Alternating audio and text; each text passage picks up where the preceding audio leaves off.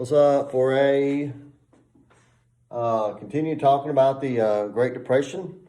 We'll get to that just in a second.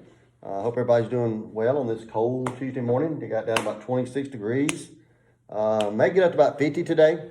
Tonight's going to be very cold. In fact, tonight could be a little bit cooler than last night because we're going to have really very calm winds tonight. So that's going to allow the temperature to continue to drop. Probably drop to about the mid-20s tonight. So rest of the week looks kind of cool in the 50s for the most part in the daytime. 30s at night. We will have rain moving in for Thursday and Friday. All that rain should be just rain. Should be no snow or anything like that. Snow got pretty close to Union yesterday afternoon. Got about as far south as Starkville. Had a few snow flurries in the Starkville area up toward Tupelo. Accumulating snow in northern Alabama yesterday afternoon. And so that was interesting, especially northeast of Birmingham. And so yesterday we was talking about the Great Depression. One of your questions on your packet had Hoover. Hoover was from Iowa, not Ohio.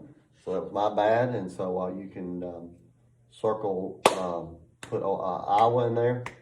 And so we talked about the causes of the Great Depression, uneven distribution of wealth, buying on credit. And then obviously we talked about risky investments in the stock market. People played in the stock market. And so stock speculation, we added that yesterday. And then we talked about overproduction. Industries and agricultural farmers basically started producing more and more than people could afford. And so once you do that and people stop buying stuff, then you have to lay people off. Then the farmers can't get anything for their crops. And so it's kind of a vicious cycle there.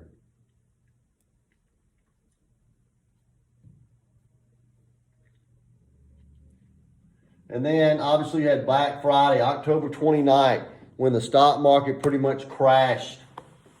Black Friday, October 29th, the stock market crashed. And it's going to be a year or two before the full effects of this is going to take effect. It's not going to be like, okay, the stock market crashed and all of a sudden we're in a depression. It's going to take a year or so, really, for this to kind of filter down. Because a lot of people in the United States didn't own stock. Mississippi, there were not a lot of Mississippians that played in the stock market in 1929. So this is going to take a while to work down to pretty much everybody.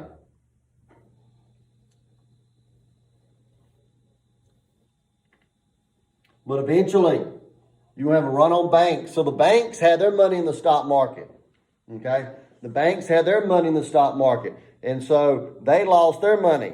Okay? And so back then, if you had your money in the stock market, it was not protected, or you had your money in the bank, it was not protected by the federal government. So if you go down to Regions in 1925 and put $10,000 in the bank, and then Regions basically takes your money and they invest it. Okay? When you give your money to Regions or Citizens or whatever, they don't put in a little box and put your name on it. They take that money and loan it out to other people. They invest it. Okay? Of course, today our money is backed by the federal government. So if Regions was to go under or Citizens was to go under, you would get your money back up to $100,000. Okay? But back then there was no safeguards. And so what happened was people then started going to the banks and said, hey, I want my money. Well, the banks didn't have the money. They lost it. And so the banks could hide this for a while. Okay? If one person went up there and demanded money, then they probably could pay that. But if everybody went up there and said, hey, we need our money, they don't have it because they lost the stock market. And so you're going to have bank runs. The crisis in confidence frightened depositors who feared for their money. Millions try to withdraw their money because they fear the banks losing it. In 1929, 641 banks basically went bankrupt. They closed their doors. By 1930, that was 1,350. By 1931, 1,700 banks had closed their doors, had gone under. And when they go under, they've lost everybody's money. Okay, there was no getting your money back. You know, I'd hate to be a worker at a bank and you had to tell them that, hey, I'm sorry, but your money is gone. Okay? And that's what happened in 1929, 1930, and 1931.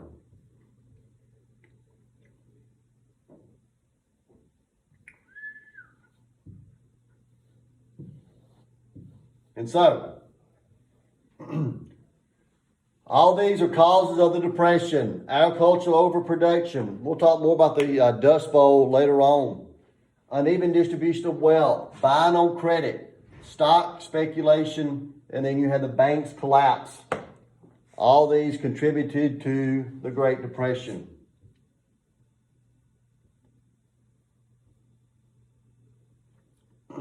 All right, we're going to get a little bit into Hoover today. Hoover was from Iowa. Was president at the start. Philosophy will make it. What he did, nothing. The poor were looking for help and no ideas on how to correct or help were coming. Okay? Basically, Hoover believed you should pull yourself up by your own bootstraps. You shouldn't rely on the government to help. Okay? However, Hoover did a couple of things that to try to get the economy going. But for the most part, he believed in laissez-faire. Prior to the Great Depression, the United States government ignored the business cycles of the United States economy. The government, until FDR, believed the American economy could fix itself. When things went bad, you didn't do anything. Eventually, the economy would right itself. Okay?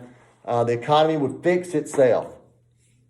This is called laissez-faire, where the economy would fix itself.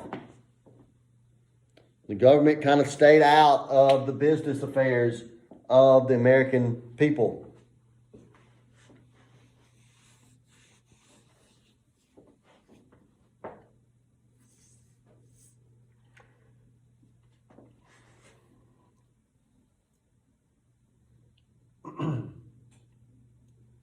Government today is in charge of the United States economy. Presidents win or lose elections based on economic performance. Government control over 1/3 of our $10 trillion economy. And so obviously today, the president, the Congress has an active role in our economy. Has an active role in our economy. Our economy before COVID was blowing and going. It was the highest it ever had been. If it wasn't for COVID, President Trump would have won a second term, and it probably wouldn't have been close. But COVID came along. They had to shut down the economy. The economy went kind of south. It has picked up in the last few months, but it wasn't enough to save President Trump's presidency. And so, the government today is in charge of the United States economy. And like I said, presidents win or lose elections on the economy. All right. And so, you have this, what's called the business cycle. You have a boom, prosperity, and peak. High demand, desire for more profits, greater investments, more production, higher employment, more demand, higher prices. Then you get inflation. Okay? And so you have this boom when things are going well. People are buying stuff. Companies are hiring. Okay? Employment is going through the roof. But then you have what's called contraction, slowdown. Okay? Less production, layoffs, less spending, lower confidence, less investment, higher unemployment. You know, this is what happened in the spring. However, this was a little different because this was self-induced. Our economy was not bad. Previous depressions, recessions, is because the economy went bad. We made our economy go bad because of COVID and shutting down the country for several weeks. And so it's just taken a while for the country to come back from that. And there's still cities and states that are pretty much shut down. And so when this happens, you have what's called contraction. You have a slowdown. Okay? Less production, layoffs, less spending, lower confidence, and higher unemployment. That is the business cycle. Recession, 2 successive quarters, 3-month periods of decline in GDP, consumer and business spending. Depression, unemployment greater than 12%. Okay, we just guess you could say we went through a depression because we had unemployment, I think like 16-17% at one time during COVID. So now it's fallen below 10%. It's like 6-7% now. Before COVID, it was at 3.5%, I believe, or maybe even, I think I dropped down about 2.8%. So recession is when you have 2-3 month periods of basically no growth. Okay? And then when it gets bad enough, it becomes what's called a depression.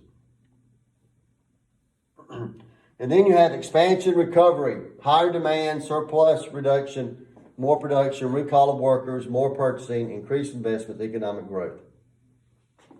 And so that's what happens when you have a recovery.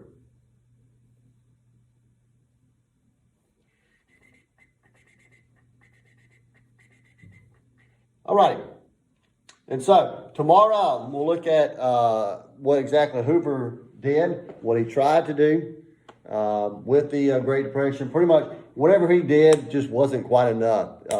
We needed massive help, and that won't come until FDR becomes president in 1933. So once again, another video tomorrow, and hopefully we'll see you Monday. Bye-bye.